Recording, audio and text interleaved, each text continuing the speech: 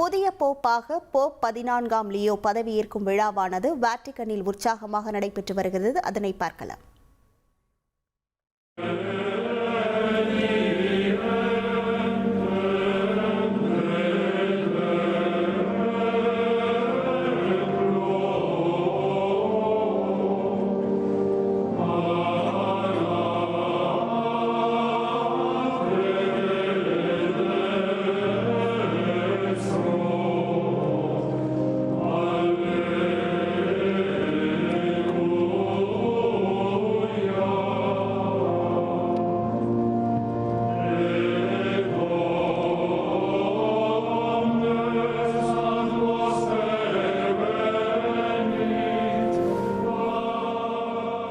இது தொடர்பான முழு விவரங்களோடு இணைகிறார் நமது செய்தியாளர் வினோதினி. வணக்கம் வினோதினி.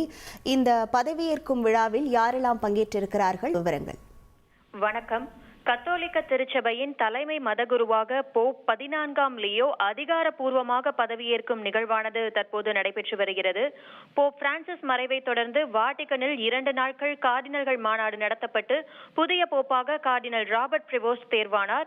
போப்பாக தேர்ந்தெடுக்கப்பட்ட சிறிது நேரத்திலேயே கார்டினல்கள் கூட்டம் நடைபெற்ற சிஸ்டைன் தேவாலயத்தில் சிறப்பு திருப்பலியையும் நடத்தினார்.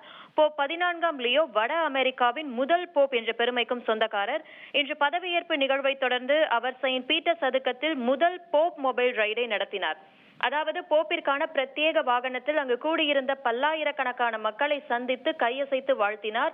வரலாற்றின் முதல் அமெரிக்க போப்பின் இந்த அதிகாரப்பூர்வமான பதவியேற்பு விழாவில் பல நாடுகளின் அதிபர்கள், கார்டினல்கள், முக்கிய தலைவர்கள் உள்ளிட்ட ஏராளமானோர் கலந்து கொண்டுள்ளனர். செயின்ட் பீட்டர் சதுக்கத்தின் வழியே மெதுவாக போப் மொபைல் வாகனத்தில் சென்று போப் கையசைத்த போது செயின்ட் பீட்டர்ஸ் பசிலிகாவின் மணிகள் ஒலிக்கச் செய்யப்பட்டன.